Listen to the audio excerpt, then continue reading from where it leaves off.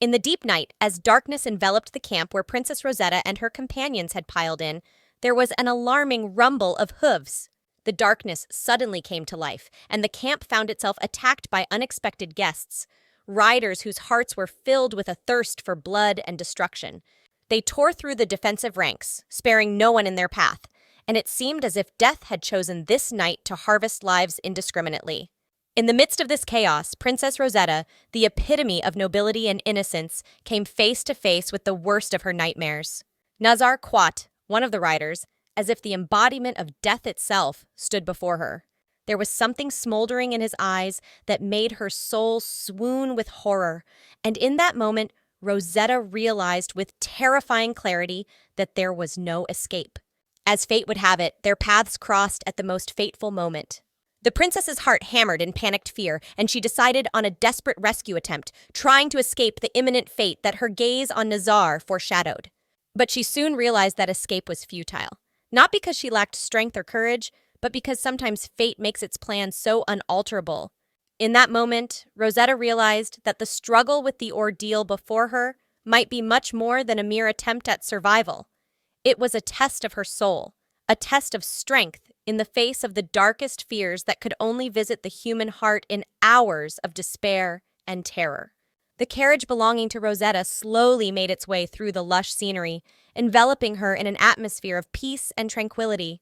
On this particular day, which she considered the day of her liberation, Rosetta couldn't help but marvel at the beauty of the world around her. This day was a symbol of liberation for her, from the oppression of the past, from the restrictions that had been placed on her since childhood. Her father, a proud and overbearing man, had always admonished her that in her position as a princess, it was not necessary to do anything or strive for any accomplishments. The most important thing was to maintain the honor and dignity of her high rank. Raised in an environment of such abundance, where all her desires were instantly fulfilled, Rosetta had never experienced any acute need or deprivation in her life. But deep down, she always felt that this world of prosperity and carelessness could not fully satisfy her. In her heart lived a longing for something more, for a life filled with true meaning and goals worth setting and achieving through her own efforts, not inherited. Rosetta dreamed of traveling, having adventures, meeting unusual people, and participating in events that would change her life and give her the opportunity to express herself. But for now, she was only a passenger in her carriage, absorbed in thinking of the future and admiring the beauties around her. In a royal family where birth determined destiny, everyone found their own vocation, colored in the bright colors of destiny. Rosetta's sister, of considerable ability and intelligence, stood out early for her accomplishments in politics and magic, which set her on the path to becoming crown princess, promising a great future for the kingdom. Her brother, equally talented, found his calling in courage and strategic thinking, leading him to the rank of commander of a prestigious order of knights, becoming the bulwark and defense of their lands.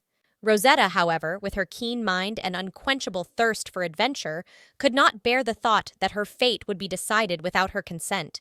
She did not want to limit herself to the boundaries imposed on her by her birth. Deciding that the journey would be her chance for self-determination, she dreamed of proving to the world and to herself her true worth and her ability to achieve greatness without the influence of her high birth. Despite her determination, however, Rosetta remained sensitive and attentive to those around her along the way. With this thought in mind, she insisted on being accompanied on her journey to distant lands by her faithful nanny, who had been with her since childhood. Nanny was not only a helper, but a confidant with whom Rosetta could share her hopes and fears. However, one day, during one of the many stops on their journey, Rosetta was startled to notice that her nanny had become ill. The princess's heart was filled with a heavy sense of guilt. She regretted her decision to take the nanny with her, realizing that she may have put her at unnecessary risk for the sake of her own ambition and desire to prove something to herself. This moment tested Rosetta, forcing her to once again rethink her values and the responsibility she has to those she cares about. In a moment of anxiety and worry, Rosetta, concerned about her nanny's condition, summoned Alan. This faithful servant, without hesitation, instantly galloped to the carriage, ready to execute any errand of his mistress. With concern in her voice, Rosetta demanded that they bring medicine for the nanny, but to their mutual disappointment, the necessary medication was not in their camping kit. Realizing the gravity of the situation and not wanting to put her nanny at further risk, Rosetta didn't hesitate to call a halt. She realized that the health and well-being of her companions were above any plans and adventures. In the silence, broken only by the rustling of leaves and the distant sounds of nature, Nanny gathered her strength and confessed her motives to Rosetta. She told me that she had decided to accompany her on the trip, worrying that Rosetta, in the heat of her desire for independence, might take the drastic step of running away from her predetermined marriage. Such care and devotion spoke of the nanny's deep affection and love for her ward. The nanny also reminded Rosetta of the promise she had made to her father, a promise that carried the weight of responsibility and respect for family traditions. In turn, Nanny noted that Prince Isel Scallion, the bride chosen for Rosetta, would love her with all his heart. These words were spoken with warmth and confidence, and in them was the hope that marriage would bring Rosetta not only fulfillment of family duty, but true happiness. Despite all the vicissitudes and surprises that decisions made under the influence of circumstances can bring, Nanny's words resounded with the certainty that love and devotion can overcome any adversity. On that day, when the air was saturated with the smell of spring flowers and the rays of the sun glided softly over the neighborhood, Rosetta, a girl with a soul full of dreams and aspirations for freedom, approached her nurse with a question that had been troubling her for a long time. With a sense of injustice in her voice, she asked why she was still being imposed restrictions despite her age and desires, why she was not allowed to live her life as she saw fit. The nurse, a woman who had seen a lot of things in her life and who always kept in her heart the care of her ward, patiently and lovingly explained to her that in the eyes of parents, their children would forever remain the little creatures to whom they had once given life. She said that this is why parents try to surround their children with as much care and nurturing as possible, because they still see them as defenseless infants who need protection and support. Suddenly, breaking the tranquility of the moment, their ears were struck by the sounds coming from a galloping man whose speech sounded completely incomprehensible to them, as if from another world. This unexpected guest turned out to be a young girl who seemed to blend in with her horse, displaying amazing riding skills. Seeing this made Rosetta's heart beat harder. She too wanted to learn how to control a horse with the same grace and freedom. She dreamed of feeling the wind in her hair and tasting the true freedom that is only open to those who are able to unite with this mighty and noble animal. But suddenly, in a moment full of inspiration and new aspirations, something happened that made Rosetta's heart stop. Her hat, as a symbol of her childlike carelessness and innocence, was blown away by a sudden gust of wind. When she looked behind her, she was confronted with the gaze of something huge and intimidating. Behind her back, as if emerging from the darkest corners of her imagination, was a giant serpent.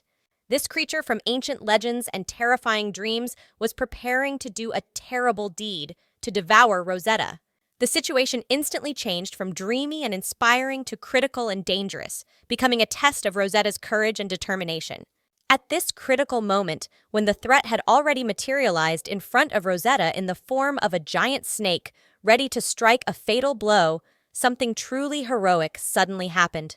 The girl on horseback, like a character from ancient legends rushing to the rescue, was able to repel the attack of the terrifying monster in the blink of an eye.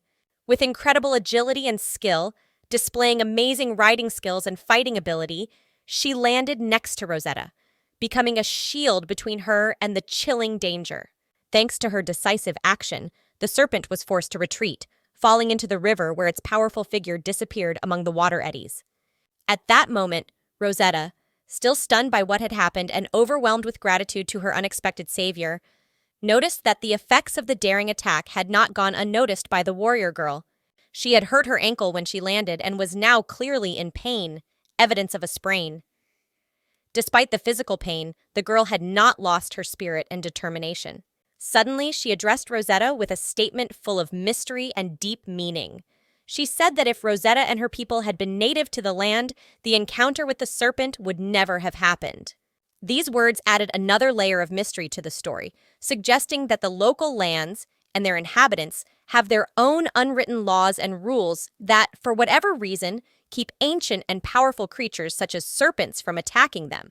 This discovery not only broadened Rosetta's horizons of understanding about the world, but also offered her a new perspective on how the fates of different beings can intertwine, and how ancient secrets and spells continue to influence the order of things in the modern world.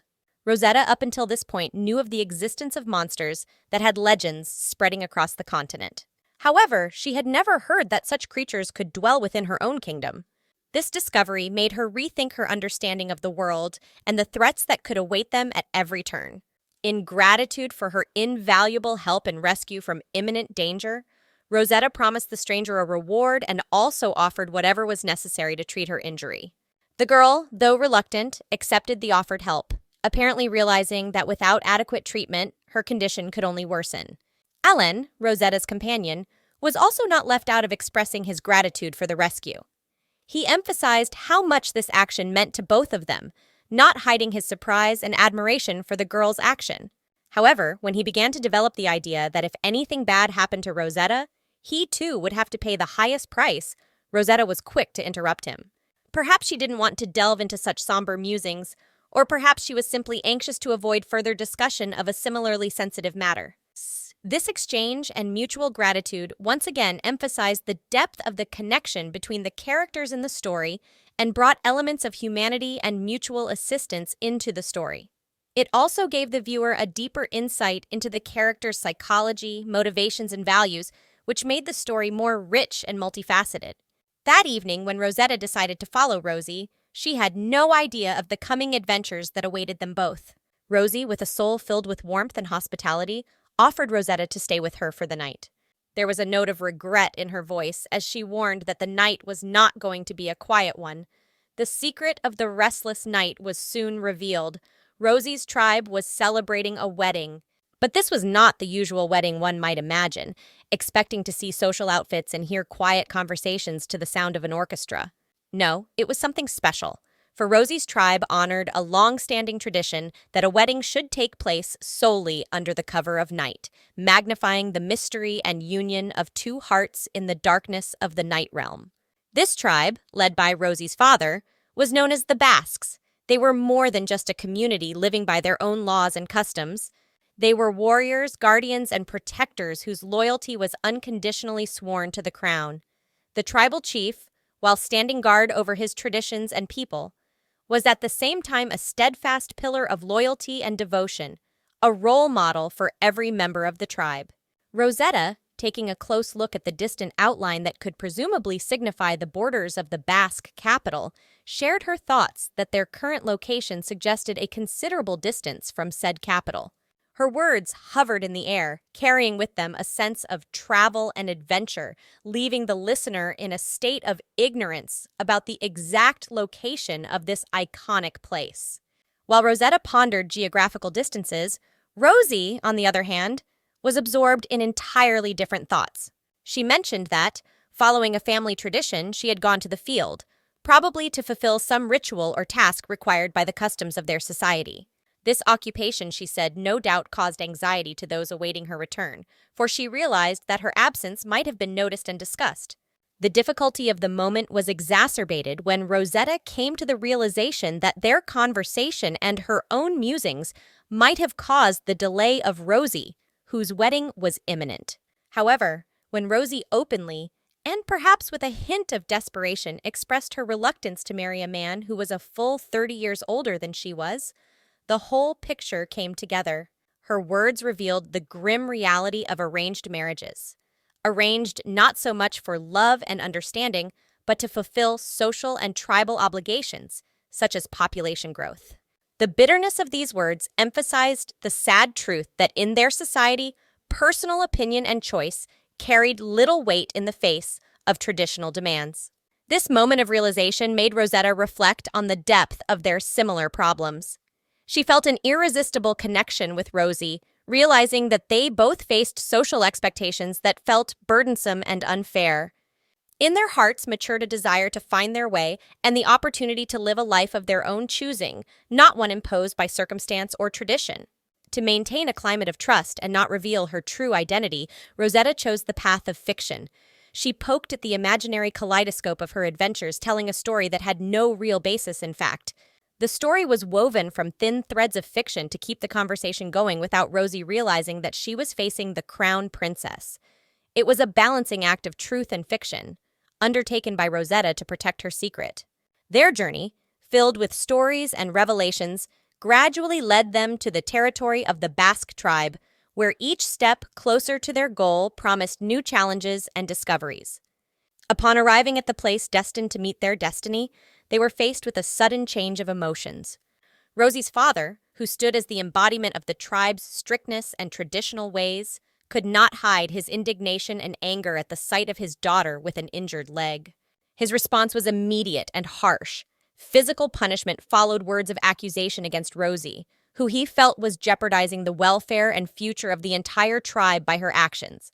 The moment was marred by an outburst of anger and frustration stemming from deeply held views of duty and honor. In this tense atmosphere, Rosetta found the strength to stand up for Rosie. She did not hesitate to take the blame, declaring that it was her actions that had caused Rosie's leg injury. This statement was not made out of a desire to deceive, but out of a deep sense of solidarity and an understanding that sometimes protecting another person requires us to be willing to sacrifice our own comfort. Rosetta, by taking on the role of scapegoat, showed not only the nobility of her character, but also a deep understanding that sometimes conscious sacrifices must be made to protect and support those we value. The moment the chieftain asked who Rosetta was, she did not hesitate to openly introduce herself as a traveler from far away, from the lands of the kingdom. Her words carried the weight of adventure and distant wanderings, awakening the curiosity of those gathered. In this atmosphere filled with attention and anticipation, Rosetta respectfully recounted Rosie's heroic act of not sparing herself in saving them both from the monster threatening their lives. This story was more than just an account of what happened. It was a tribute and appreciation for Rosie's courage. While this tale of bravery and self-sacrifice was still in the air, Alan, in a quiet, barely audible whisper, imparted to Rosetta knowledge of a local tradition, the rite of abduction, whereby the groom would steal his bride after the formal marriage ceremony and take her to an unknown destination. This revelation shed light on the reason for Rosie's father's anger. With a broken leg, his daughter would be unable to participate in the ritual, jeopardizing the fulfillment of centuries-old traditions and possibly the honor of the entire tribe. Armed with her new knowledge, Rosetta, undaunted by the conflict, decided she could find her way to the hearts and minds of the tribe to convince them to overturn the tradition this time. She believed in the power of words and diplomacy, in the possibility of arrangements that could accommodate Rosie's circumstances and feelings. However, Rosie's father, a symbol of unbending tradition and strict morals, saw no room for change. His words sounded like a verdict, cutting off any hope of changing the established order. With unwavering confidence in the necessity of following his ancestors, he rejected Rosetta's offer and ordered Rosie back into the room, thus emphasizing the finality of his decision. The moment was a test for all present, revealing the differences between generations and views on tradition and individual freedom. Rosetta, who witnessed the clash, felt the weight of the decisions that sometimes have to be made when standing at the crossroads between respecting tradition and protecting personal happiness. In the shade of the tent, surrounded by fabrics woven with the patterns of the Basque tribe's history, Rosetta, who had been searching for a path to peace and harmony, proposed a solution that she thought might satisfy everyone. Her suggestion to postpone the wedding seemed like a reasonable compromise, given Rosie's current situation and her ability to participate in the traditions of the tribe. However, she was faced with an intractable set of circumstances that were far more complicated and confusing than she could have anticipated. The Krua tribe, who were at the center of these twists and turns, were already worried about the impending union, seeing it not only as a union of two hearts, but also of two tribes. The wedding was more than a personal event. It signaled a desire for peace and stability in a region experiencing tension and uncertainty about the future. Therefore, any deviation from the planned path was seen as a threat not only to the happiness of the young, but also to the future of both communities. At the heart of these negotiations and considerations lay the fear of the Quat tribe, especially its young but already famous commander, Nazar Quat, whose army and tactical prowess had caused alarm among the Basques. This fear hardened the tribe's resolve not to back down or show weakness, as any hint of hesitation could be interpreted as a sign of vulnerability. Rosetta, delving deeper and deeper into the political and social intricacies she had previously neglected, began to realize that the world in which she had sought to find her place and help others was far more complex and dangerous. She realized that decisions made at this level often required compromise and sacrifice, and that her desire to help Rosie could have repercussions that stretched far beyond their personal stories. Yet there was hope in Rosetta's heart. Hope that even in this complex world of traditions, fears, and political intrigue, there was room for sincere feelings, understanding, and justice. She was willing to seek this path, despite all the difficulties and obstacles she might encounter along the way.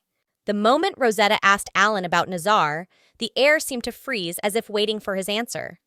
Alan, whose words always weighed as much as gold, began to share the rumors that shrouded Nazar like fog in a mysterious forest. With every word Alan spoke, Nazar's image grew more sinister and darker. He described it as a creature endowed with a ferocity beyond the fiercest monsters of legend, ruthless to those who did not belong to his tribe.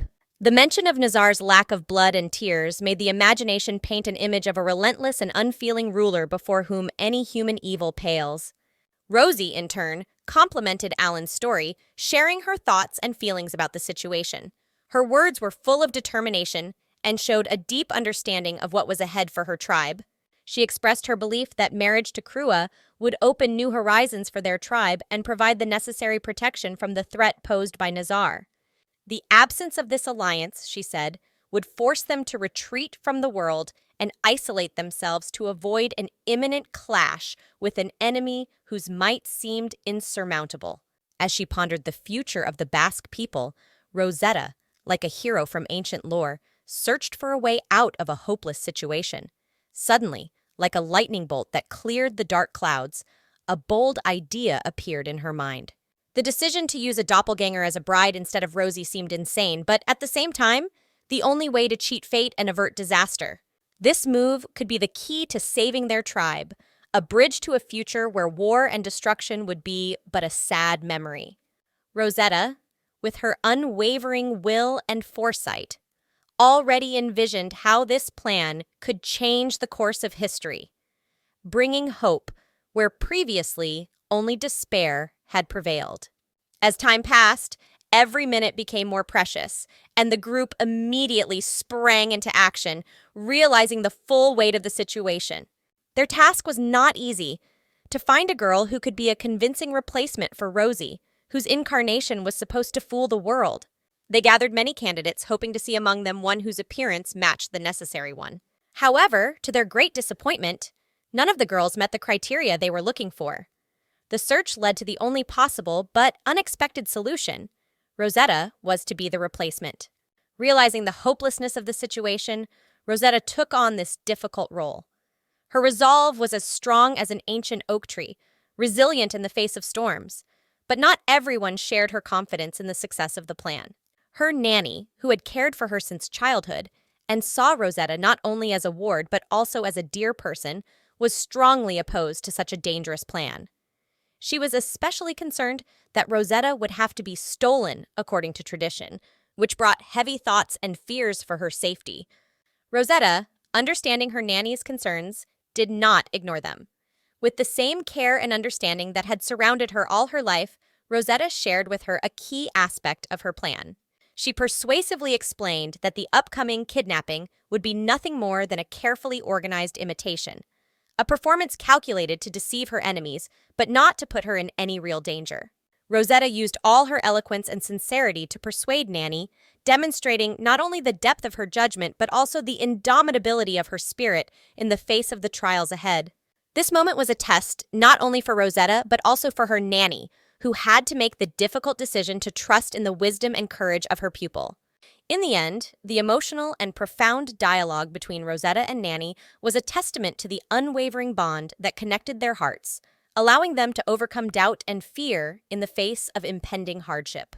That evening, as the stars began their silent conversation with the world, an event marked by splendor and tradition was taking place. Rosie, with a heart overflowing with love and understanding, gently wrapped her arms around Rosetta. It was a gesture of gratitude for the unexpected turn of events when Rosetta took on the role of bride, deciding it was time to give her sister something special. The role reversal between almost strangers was more than an act of sacrifice. It was an expression of their deep connection and understanding. As soon as the wedding bells sounded, the ceremony began. Rooted in long-standing traditions and rituals, among these customs was one particularly mysterious and exciting: the search for the bride under the light of the stars.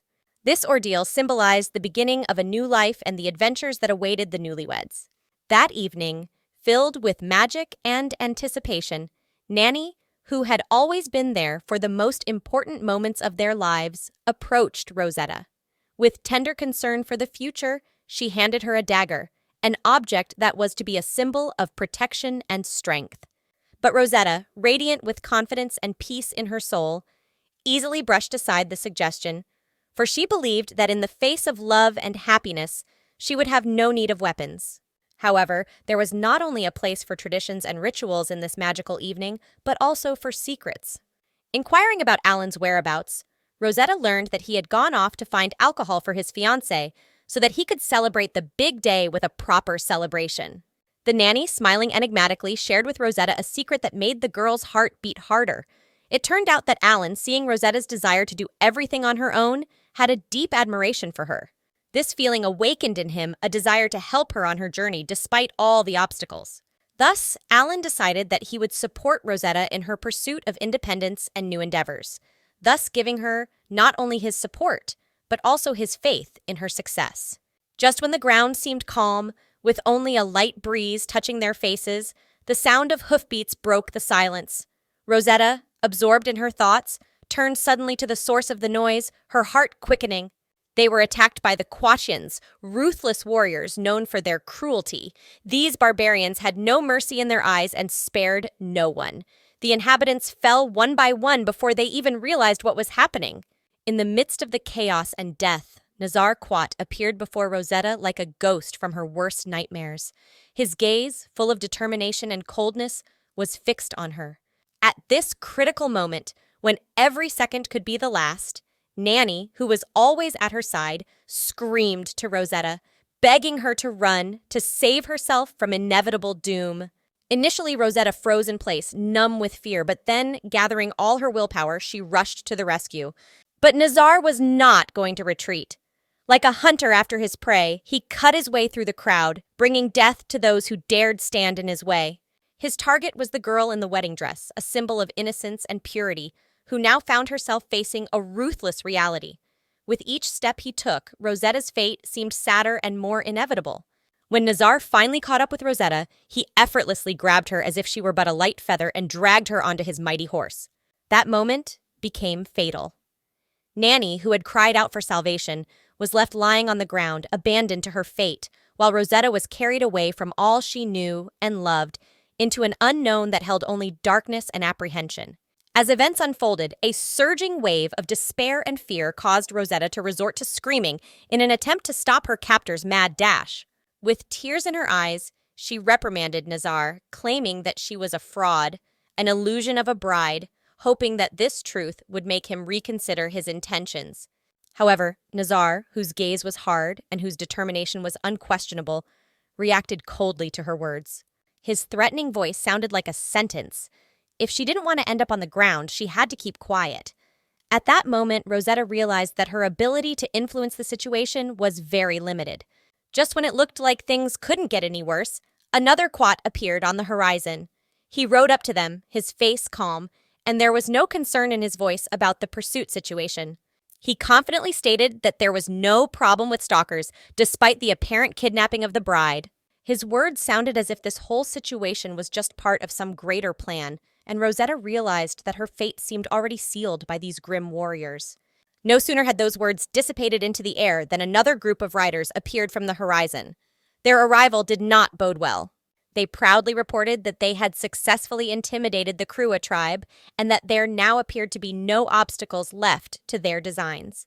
With each word from these warriors, Rosetta sank deeper and deeper into despair, realizing that her world, which had once seemed so large and full of possibilities, was now shrinking to a hopelessness shrouded in fear and uncertainty of the future. A tiny seed of hope sparked in Rosetta's heart as she realized the true purpose of the kidnappers. They were looking for Rosie, the real bride, not her blonde-haired doppelganger, suddenly at the center of a bloody drama. With desperation in her voice, she pleaded again to her captors, screaming that they had made a terrible mistake, that it was Rosie who was their true target. But her words passed like the wind past the ears of Quats, who could not allow the thought of a possible mistake.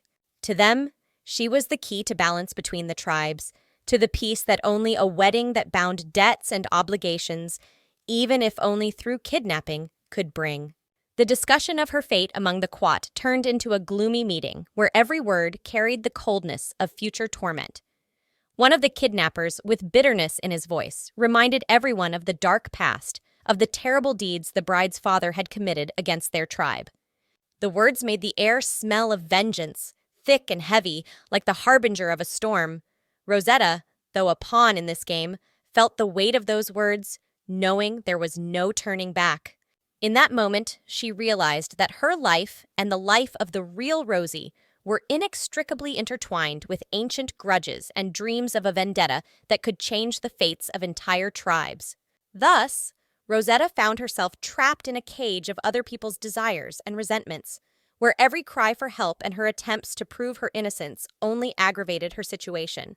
She became not only a puppet in the hands of fate, but also a symbol of ancient conflict, a spark that could reignite the flames of war between the tribes. In an atmosphere saturated with danger and uncertainty, Rosetta's heart raced with fear, for she felt that her life might be cut short at any moment by the edge of a hostile sword. However, like a whirlwind that changes its direction suddenly and dramatically, Rosetta's fate took a new turn when Nazar, the leader of a warlike and proud people, unexpectedly announced that Rosetta would become his wife. This statement sounded like thunder, causing a wave of discontent among the Quat, the warriors who had shared the hardships of battle and victory with Nazar more than once. They did not hide their disappointment, recalling long-standing resentments and animosity towards the Basque tribe from which Rosetta came, and claiming that it was this hostility that had been the source of endless hardship for their people. Nazar, a chief who was not accustomed to backing down in the face of difficulties, responded to his subordinates' displeasure with a decisive gesture, making the case that the Basque tribe had an entire kingdom behind them. He argued that marriage to Rosetta could be the key to their people's survival and prosperity in these hard times. His words carried the weight of a decision as strong as the blade he held to the throat of one of his soldiers, emphasizing the seriousness of his intentions. Nevertheless, Rosetta herself could not remain aloof from the fateful conversation that was deciding her future fate. With a force born of desperation and thirst for justice, she exclaimed that no one had seen fit to ask her opinion. The question was a call to respect her as a person, despite traditions and customs that dictated different rules. Nazar, undaunted by his commanding calm, pointed out the bitter irony of fate, reminding Rosetta that the original marriage from which she had been abducted had also been arranged without her consent, emphasizing the complexity of their shared situation, where choices are limited and decisions are often made without regard for personal desires. In moments of tense silence, when every word hung in the air like an invisible sword ready to come down at any second, Rosetta felt the gravity of her situation. Her heart beat an anxious rhythm as she tried to comprehend the realities of her new reality, where her fate seemed predetermined without the slightest hint of choice. Her thoughts returned to Isel, the man who had become more than a friend to her, a brother with whom she shared the warmth and comfort of a home where mutual understanding and support reigned. There was no room for love ties in their relationship, and Rosetta could not imagine herself as his wife, in spite of all the ties that bound their hearts with warmth and tenderness. When the Quat caravan made a rest stop, Rosetta, gripped by despair, tried to negotiate with Nazar. Her words were determined and reflected her inner struggle as she tried to explain her situation to him. She admitted that she couldn't even ride a horse, trying to emphasize the helplessness of her situation and the impossibility of escape. Nazar, who at first seemed unwavering in his decisions, suddenly showed signs of disappointment. This moment suddenly exposed his feelings and perhaps his doubts about the rightness of his choice. Suddenly, Nazar seemed to have an epiphany, noticing the discrepancy between expectations and reality. The daughter of the Basque leader, according to all the established ideas, was supposed to be brown, not blonde, like Rosetta. This discovery created an instant flurry of questions and doubts. But before they could comprehend this new fact, their attention was abruptly diverted. They were forced to pull themselves together and continue on their journey, leaving behind this moment of misunderstanding and sudden epiphany that could have changed the course of their story. Rosetta, feeling the weight of heavy uncertainty and fear, faced another test when Nazar, the embodiment of power and determination, took her under his tight control. At this point, under the stern glances of Quats, he resolutely directed her toward the camp shelter, where a new scene unfolded. Nazar, as if to emphasize his dominance, began to remove his clothes, while Rosetta, panic-stricken and desperate, appealed to his conscience, begging for mercy. Fear filled the atmosphere like darkness ready to consume the last ray of light in her soul. At this critical moment, when it seemed that all boundaries had been crossed, Nazar, as if playing with her fears, whispered cryptically, his words carrying with them a strange suggestion to shout even louder to gain freedom, brought a new element to the already tense atmosphere. This moment, full of drama and uncertainty, made Rosetta's heart sink with anticipation of further events, while Nazar continued his actions, leaving the viewer in suspense from waiting for the denouement. Distrust sprang up in the heart of Rosetta, a girl shrouded in legends and rumors about Nazar, whose image is speckled with tales of callousness and callousness when he seemed to decide without the slightest hesitation to set her free. Not believing her salvation, she, resolute and quick as lightning, seized the dagger, the very one which Nanny had placed in her hands this morning as a symbol of defense, as a last argument in the uncertainty of the coming evening. But Nazar, whose actions were always shrouded in an aura of foresight, as if he could read her thoughts miles before realizing them, deftly and quickly intercepted her hand. His words at that moment were full of surprise and irony at the same time. It's not every day on the first wedding night that a groom is faced with a bride armed and ready for a desperate act. When he took the dagger from Rosetta, he said that with this sharp object it would be even easier to convince her of his intentions. His words were a duality, both a promise of safety and a hint of danger, which made him even more mysterious. In the next moment, Nazar, as if wanting to prove his determination and desperation at the same time, inflicted a wound on himself. This act was so unexpected that Rosetta was momentarily at a loss for words, trying to realize how far this man could go in his actions. She was frozen in bewilderment, but she didn't have time to cry out or object before his palm covered her mouth, preventing her from making a sound. It wasn't just an action filled with symbolism. It was proof of his willingness to go to extreme lengths to achieve his goals, whatever they may be. At the moment when Nazar, like an actor on stage, was supervising his every movement, trying to create the right impression for his guards, Rosetta, as if awakened from a deep pool of reflection, began to realize the true meaning of his actions.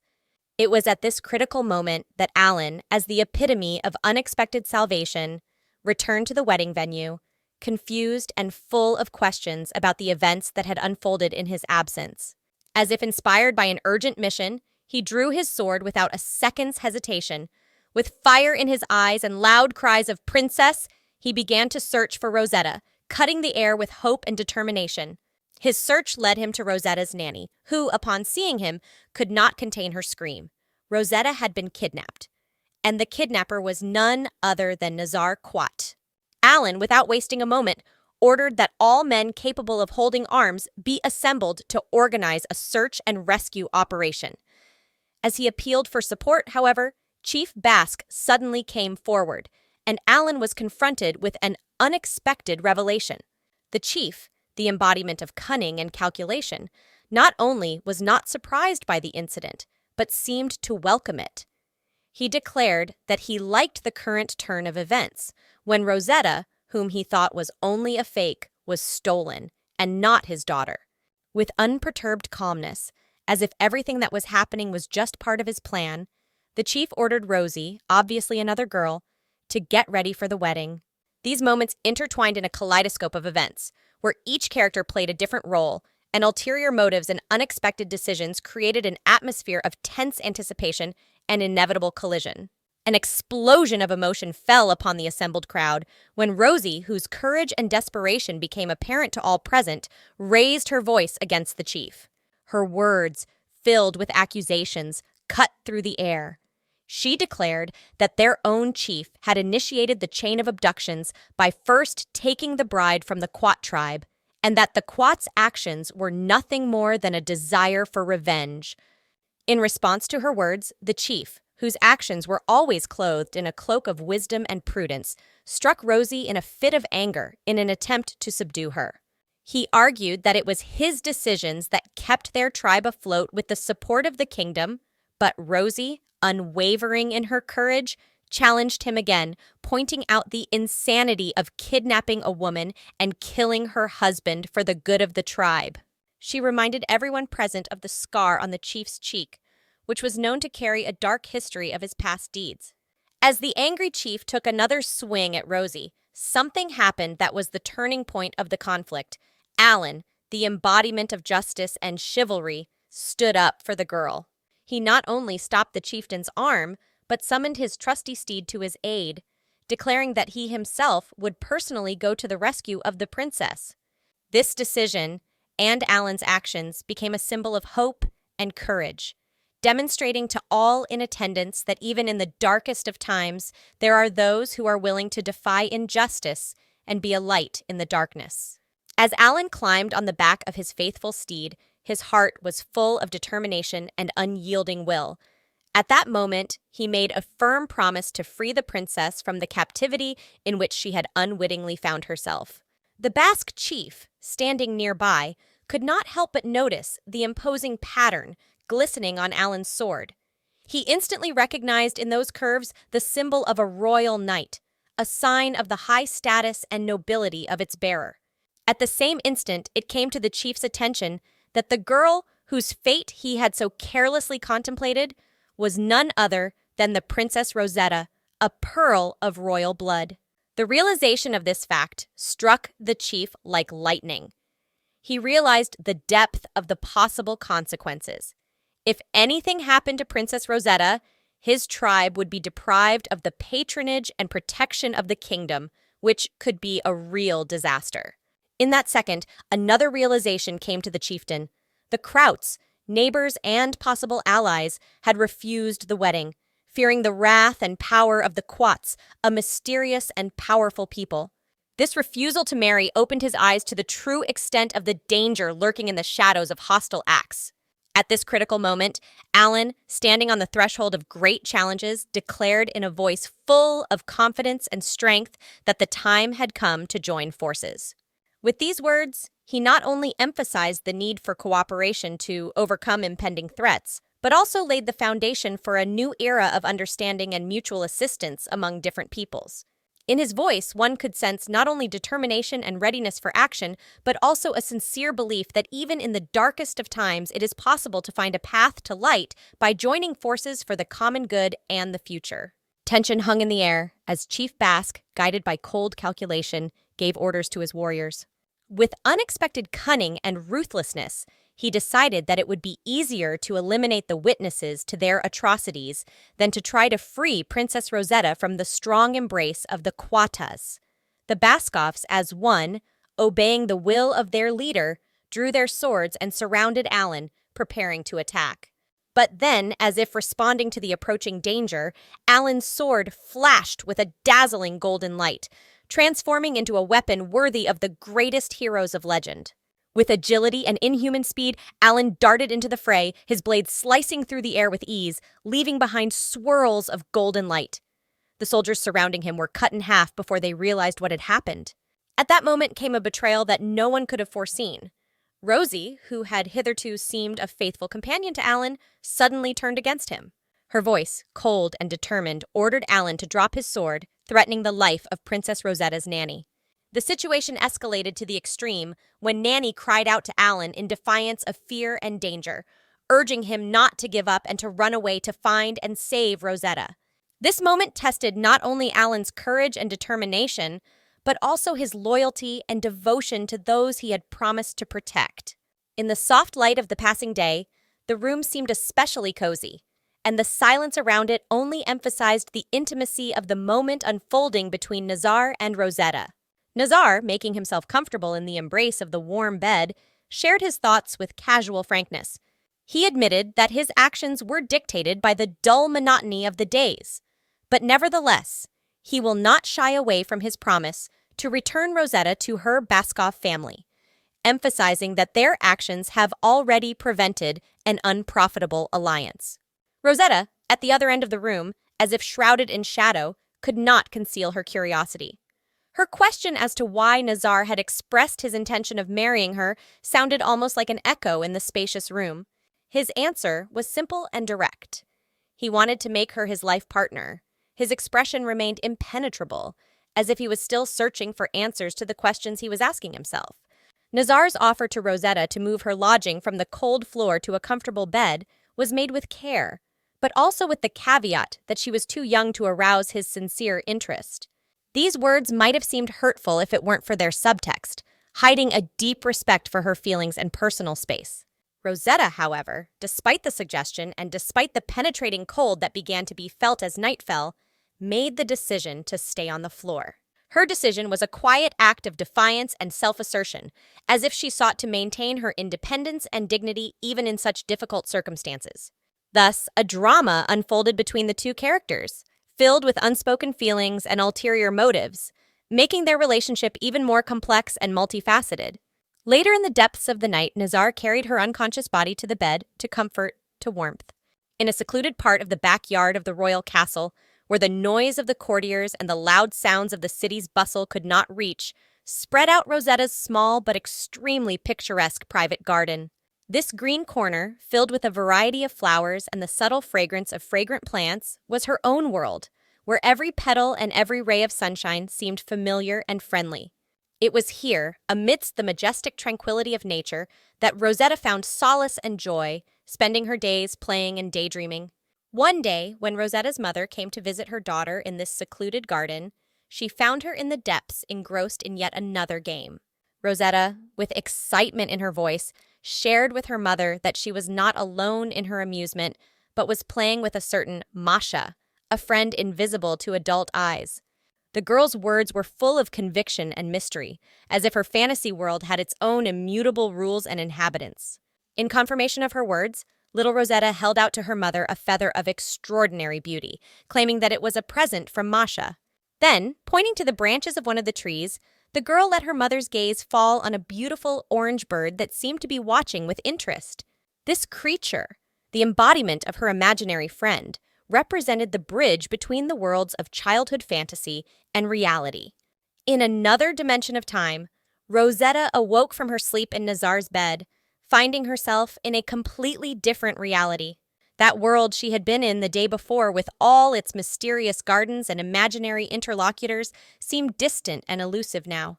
Her awakening coincided with the return of Nazar, who had just crossed the threshold of the tent, marking the beginning of a new chapter in their shared history. This moment became a symbolic transition from the world of childhood dreams to the complexities and realities of adult life, in which every event and every meeting carries deep meaning and destiny. On one of those spring days when morning awakens the world with its gentle glow, Nazar shared a surprising fact with Rosetta. She was sleeping so soundly and serenely that she hadn't even noticed him gently carrying her. With a sigh of relief, Rosetta realized that their night had passed amicably, without unwanted intimacy, which brought her exceptional relief.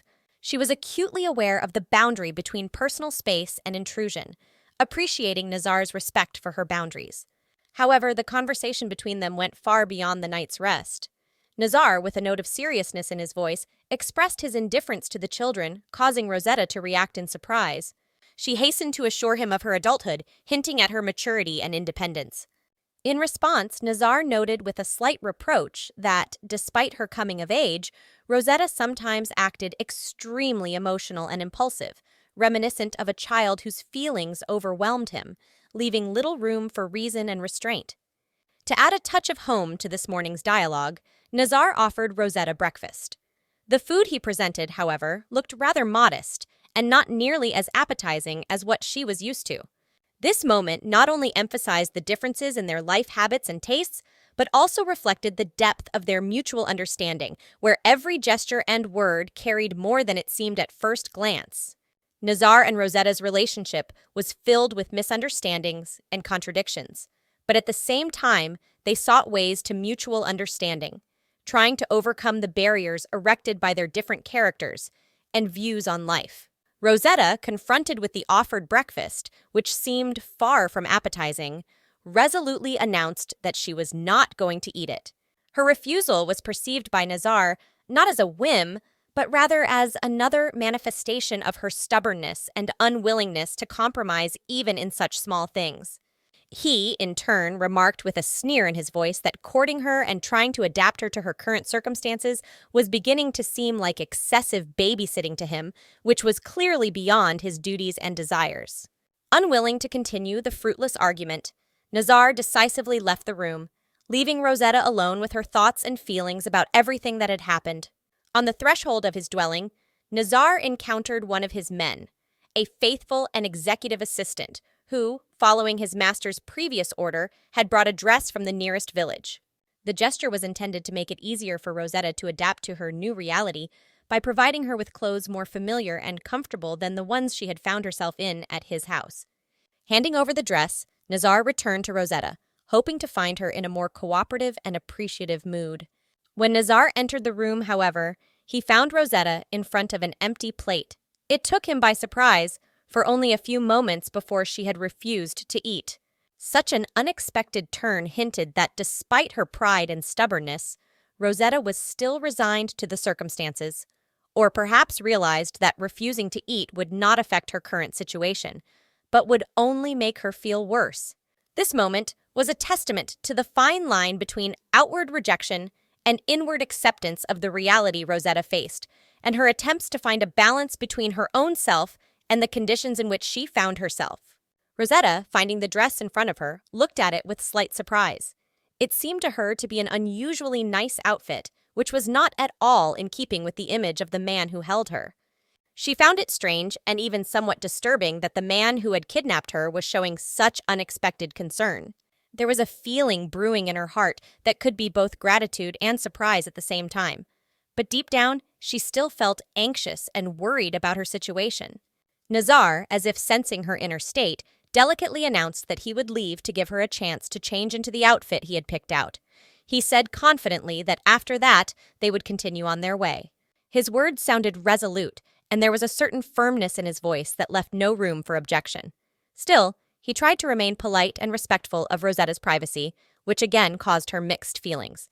In an attempt to buy time, Rosetta made an unusual request of Nazar to braid her hair. It was a skillful move, designed to slow their departure by giving her hope that Alan, her faithful companion and protector, was on his way to rescue her. Her voice was pleading, but at the same time, there was a subtle hope that this little delay would prove decisive. Her heart fluttered at the thought of rescue, and she believed that Alan would not fail, that he was close at hand, and that every minute gained would bring her closer to freedom. Thus, even in this difficult and unsettling situation, Rosetta found a way to show resourcefulness and fortitude in an attempt to gain some control over her circumstances. Her request to Nazar was not only a way to slow their departure, but also a test of humanity for her captor, forcing him to be involved and understanding. With a slight irony in his voice, but without any sign of disrespect, Nazar responded to Rosetta's request, calling to her in a way that reminded her of summoning a pet. Despite the outward severity of the situation, his actions were devoid of malice or disdain. As he proceeded to fulfill her unusual request, he showed remarkable tenderness and skill in handling her hair. His hands deftly intertwined, creating a neat braid from strands of hair, which he then neatly decorated with ribbon.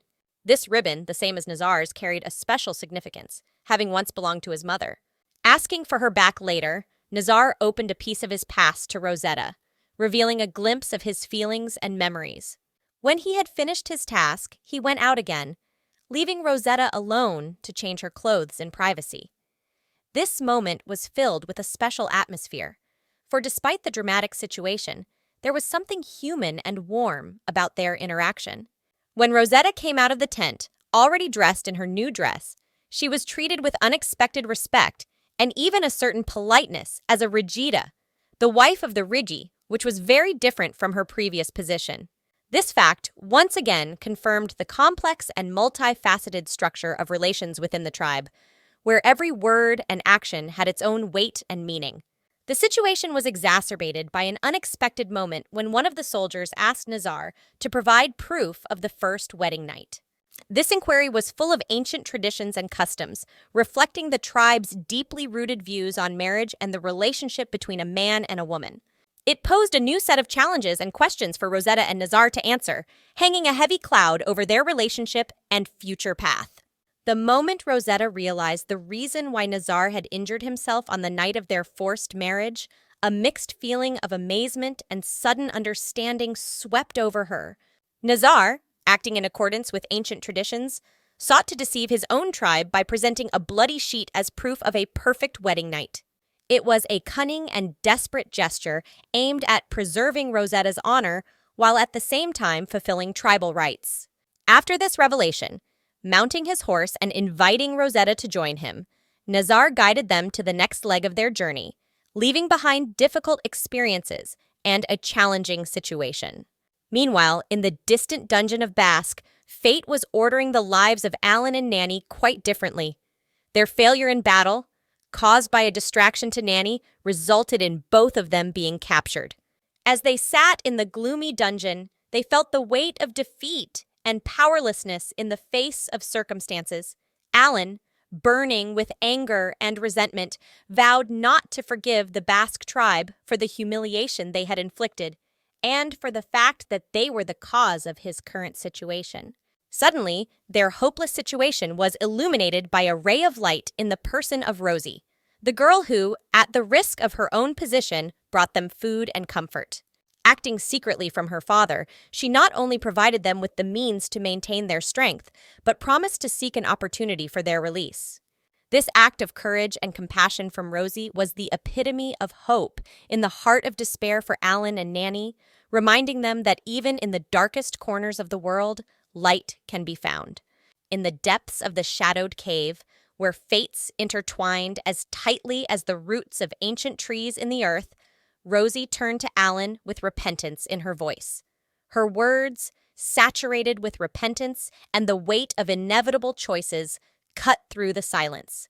She confessed to betrayal, but she did it not out of malice, but out of a desire to prevent unnecessary bloody sacrifice, to save the lives of those who were hostage to circumstances.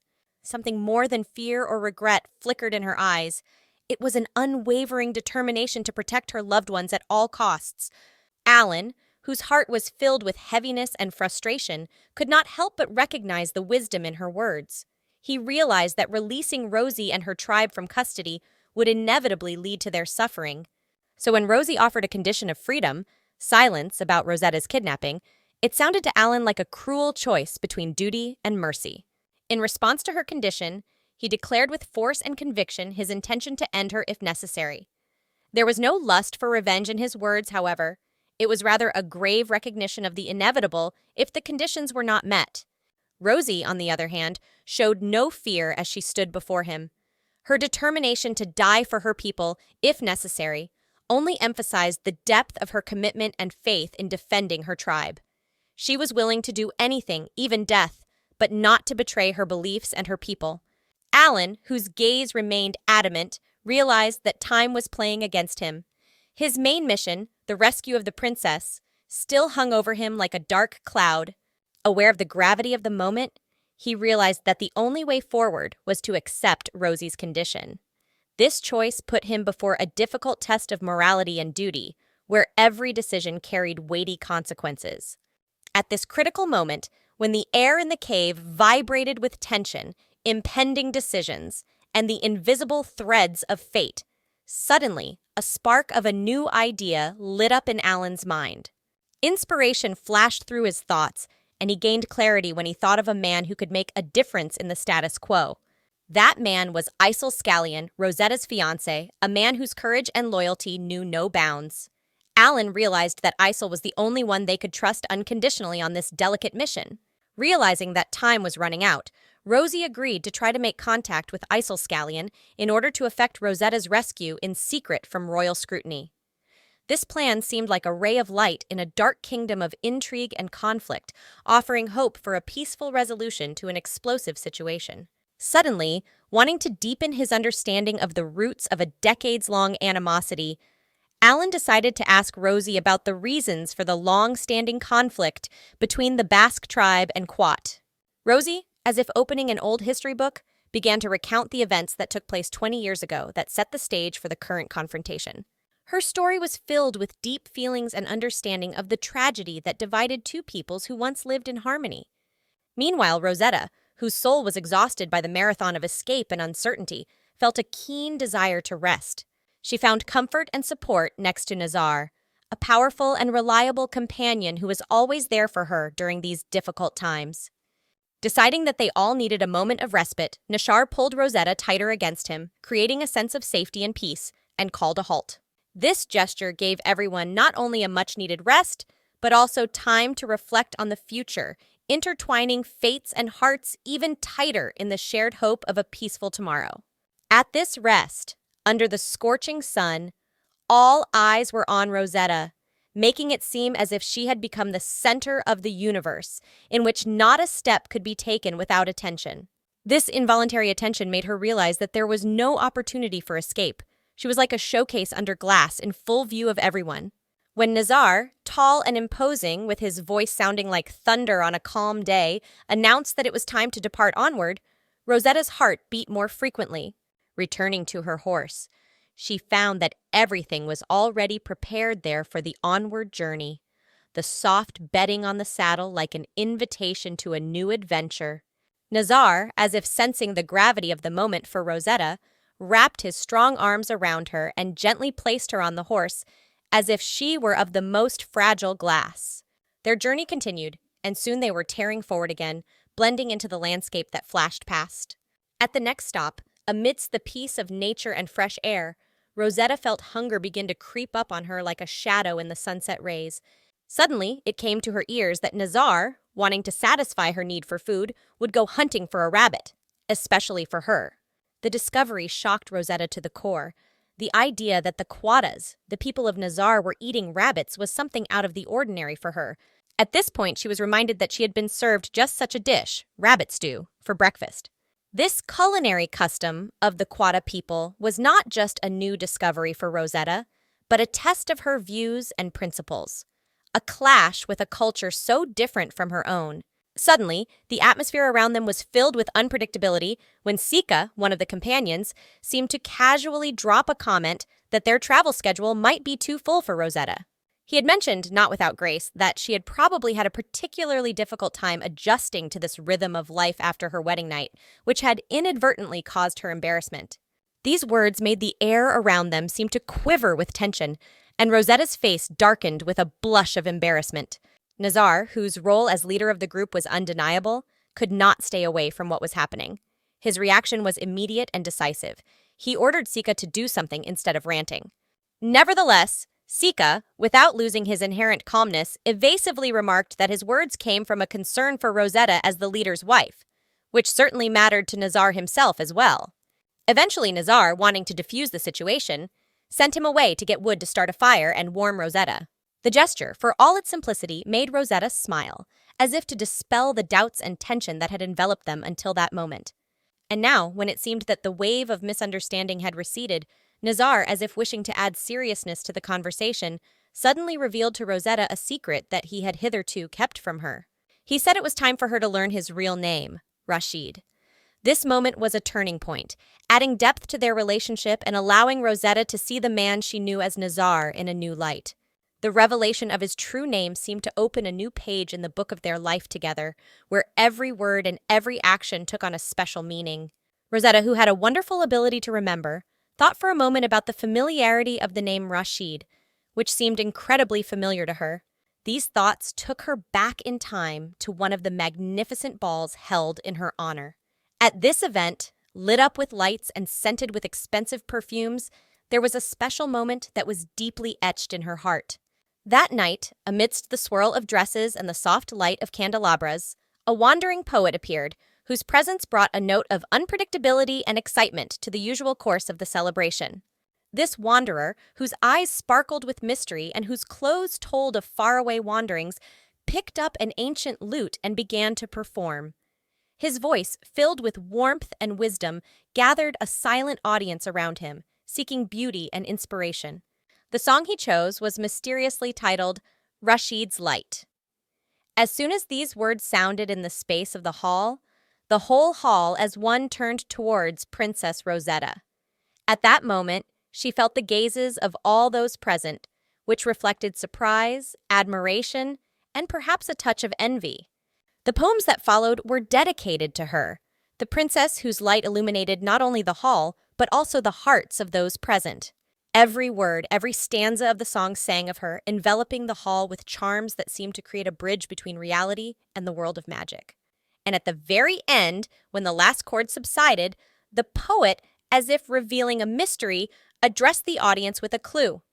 Rashid is nothing but a translation of Rosetta's name in the language of his distant homeland.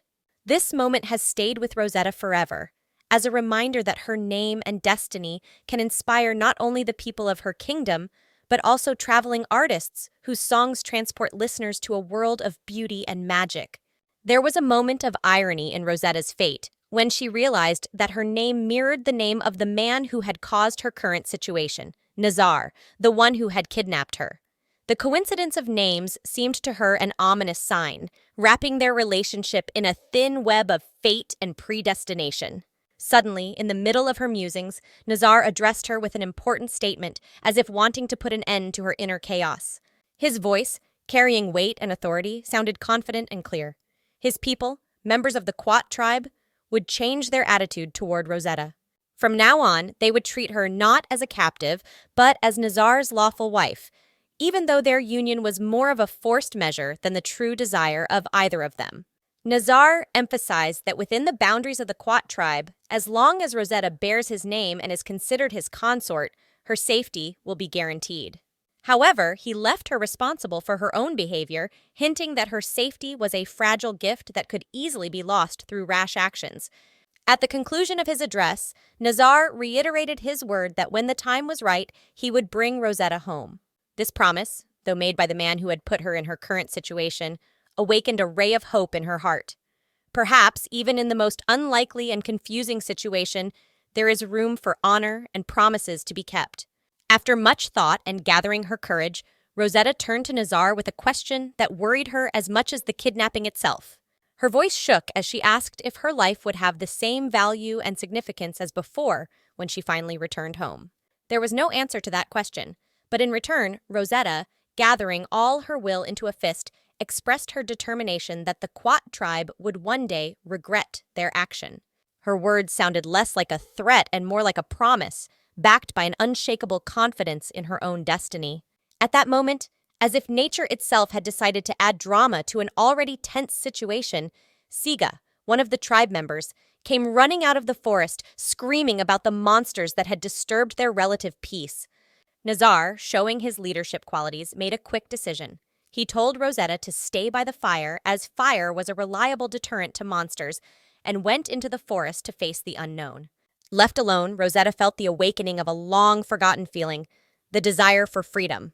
The thought of escape began to ripen in her mind. As she sat by the fire, she went over the various plans in her head, trying to anticipate the outcome of each one.